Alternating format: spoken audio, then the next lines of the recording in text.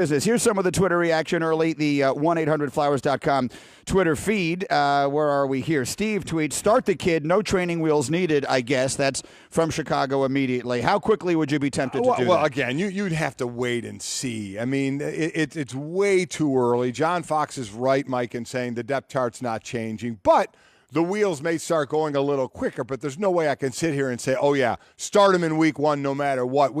There's still more to see, more to do, and you have to see how some things play out. Yeah, ideally you wouldn't want to in this situation. In some ways kind of mimics what we're seeing in Cleveland right now with Deshaun Kaiser coming off of last night. He had a slow start, a couple of boy, he can throw the long ball. Well, he throws a long ball really, really well. So scores on like a 45-yard touchdown to win them the game in the fourth quarter, eerily similar to his first start at Notre Dame when he had to, well, not his first start, had to come in in the stead of Malik Zaire there, tossed a game-winning touchdown to the Texans now Will Fuller to win that game, the deep ball on that one. So it's kind of how he burst onto the scene for a lot of people, but you see him, the way he moves around in the pocket, how great his base is there, all of those things that are really difficult to see out of young quarterbacks. Now, he's probably got a lot of stuff to learn, but he's got a great guy to learn it from.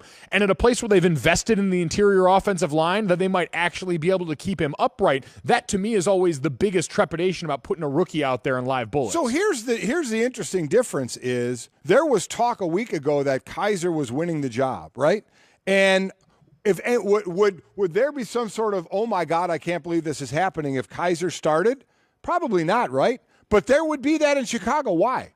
Because they just spent a bunch of money on Mike Glennon. Exactly right. There's the expectations there of the money spent, and you have a guy in Osweiler who the Texans couldn't get rid of that contract fast enough, and like, oh my God, we found somebody to take it. Cody Kessler, who got some playing time but hasn't done anything that says, oh yeah, he should be the guy. So they were looking for somebody to grab hold of that job, where in Chicago, you had a guy in Mike Glennon. This is your job. We paid you some pretty good money. We want you to have this job to bridge this guy over, but that guy may be in your rearview mirror a little quicker. But it really is a 1 year. I mean, the Glennon thing we all know is a 1 year commitment, which in the National Football League is the equivalent of no commitment.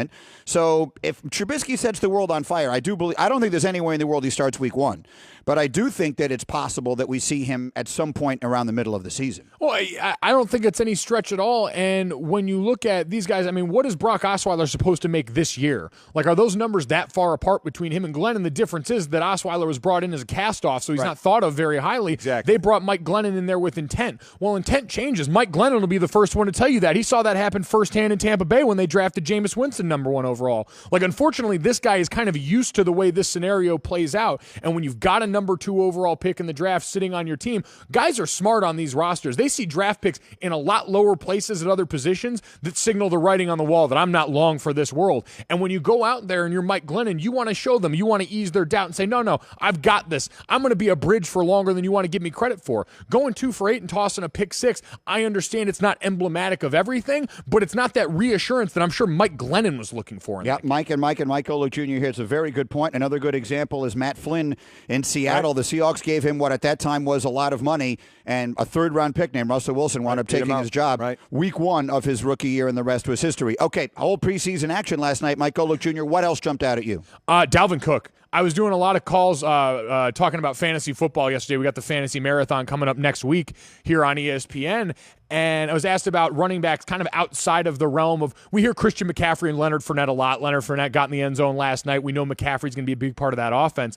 But Dalvin Cook, and again, they've retooled that offensive line in Minnesota. They drafted Pat Elflein. Who knows if he'll be the day one starter yet or not, but brought in Riley Reif and Mike Remmers to it, those tackle positions. It was turnstiles yesterday. Kean Fahey, who does work for Pre-Snap Reads, said yesterday the Falcons had all 5 of their linemen play 1,000+ snaps last year.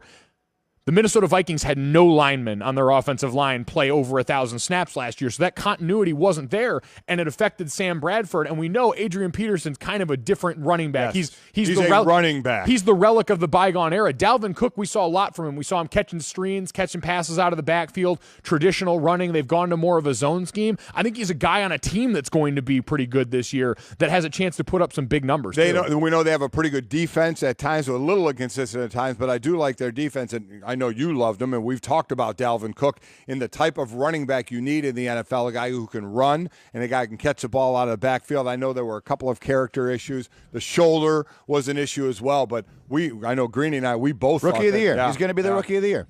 I mean, running back is the easiest position to be Rookie of the year. I mean, quarterback is the hardest, and last year it was Dak Prescott, and he pulled off, something that was almost unprecedented. Give him all the credit in the world, but I think Cook will be. Can I give you one thing that jumped out at me last night? And I know this is it's a touch on the self-serving side, but I've been telling you about this guy forever. Did you see the catch in the end zone Austin Carr made last night? This is just one little moment. Austin Carr, wide receiver out of Northwestern, undrafted. I couldn't believe no one took him. If you watch that guy play in college, he was the Big Ten receiver of the year last year, but because of his size, he doesn't wind up getting drafted at all. Garoppolo, this is late in the game last night, Garoppolo is rolling left and throws a ball up in the end zone, and Austin Carr, who never dropped a ball his entire life in college, went up and made an unbelievable catch in traffic, which I've been telling you for a while. I don't root for the Patriots, but I will root for that kid for the rest of my life. He made a great catch. He's going to make that team, and he's going to contribute. You always look for guys in that position. You were in that position undrafted. As I said, I was a 10th rounder. You look at a guy like Tommy Lee Lewis from New Orleans, who was undrafted last year out of Northern Illinois, had 7 catches during the year. Last night he has 10 catches in a game, gets an opportunity, makes the most of it. That's a young guy there. As far as older guys, Tom Brady doesn't play. Look at Jimmy Garoppolo. Jimmy Garoppolo steps in and goes, 22 of 28, 235 yards, 2 touchdowns, no interception. So, let the quarterback controversy talk begin. I don't mean that one bit. Not one bit. I just start mean Jimmy. If this the new guy era's here is, and no way. I think Brady's got 3 more years. My thought is, what happens with Jimmy after this year when he becomes a free agent? Quarterback of the Jets next year. You know who likes to cut bait early from players, even their most high-profile players? The New England Patriots. The coup is on. That line's and Jimmy Garoppolo is firing at there. But speaking of Austin Carr, maybe Brady will be the quarterback of the Jets next year. Maybe. God, listen, from your lips to God's ears, right? But no, looking at Austin Carr, is it really that surprising, though? Undersized wide receiver who runs great routes, gets undrafted by the Patriots and succeeds? I mean, that's almost become the narrative in New England. Exactly, especially one with an extraordinarily good mind. The kid is incredibly smart. He was a walk-on who he wasn't even like a preferred walk-on. He actually knocked on the coach's door and said, I'd like to try out for the football team, please, and wound up becoming the Big Ten's receiver of the year. Okay.